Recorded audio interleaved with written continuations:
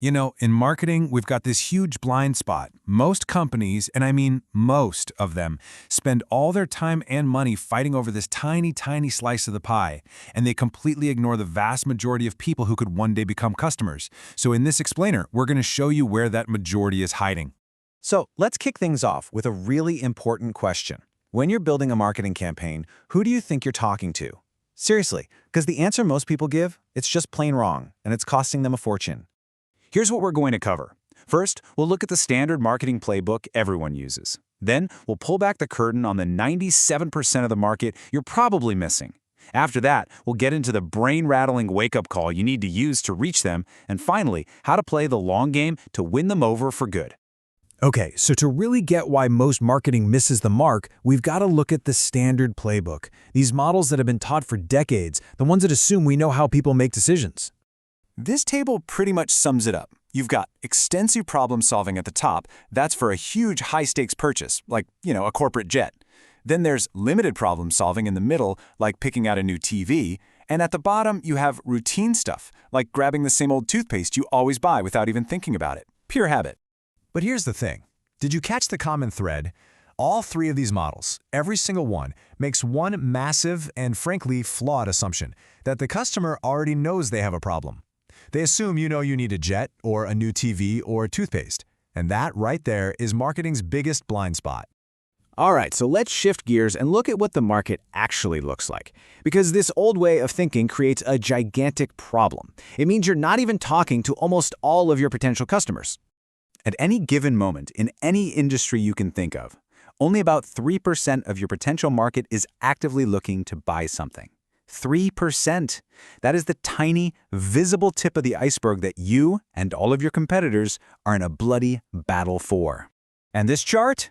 Man, it just lays it all out, doesn't it? All the ads, all the sales copy, all the budget gets poured into that tiny little 3% sliver. But the real opportunity, the absolute gold mine, is the other 97%.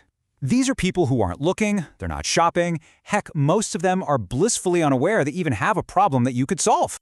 We call this the unaware stage. These folks aren't comparing your features or waiting for a discount code. They're completely indifferent. Why?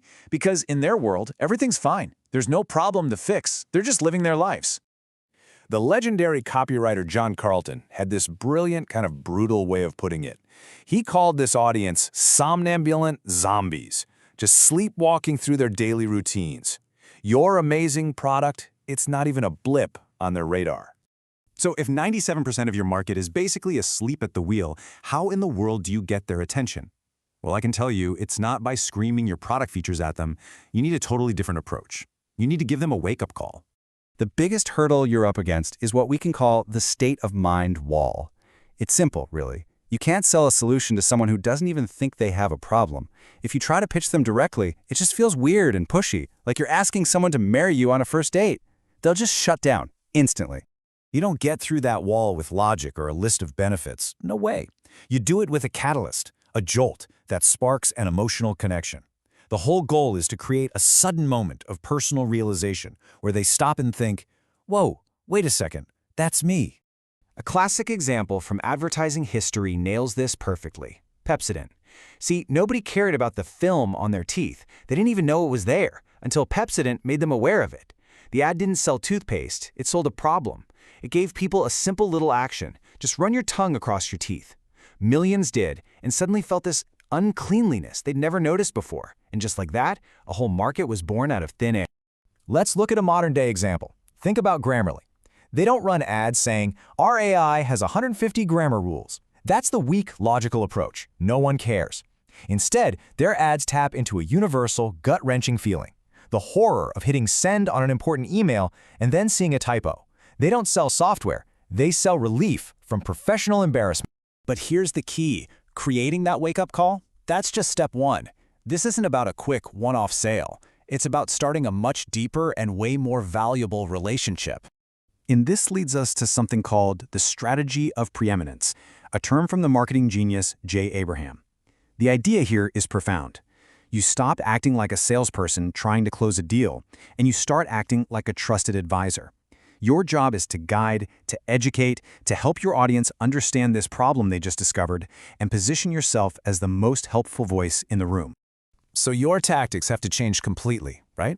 You're focused on the what and the why of their new problem, using stories they can relate to, not boring data sheets. You find them on places like social media, where they're just scrolling, not actively searching. And maybe most importantly, your goal isn't to close the sale right then and there. It's to capture a lead, get an email, a follow, so you can keep the conversation going. Because this is the long game.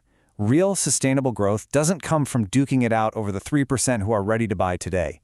The real fortune is made by patiently educating and building trust with the 97%, so that when the day comes that they are ready to buy, you are the only choice that even makes sense to them. So I'm going to leave you with this question for your own business. What is the film on the teeth in your industry? What hidden frustration, what nagging anxiety are your customers just sleepwalking past every single day? Find that, create that brain-rattling moment of realization for them, and you will find your 97%.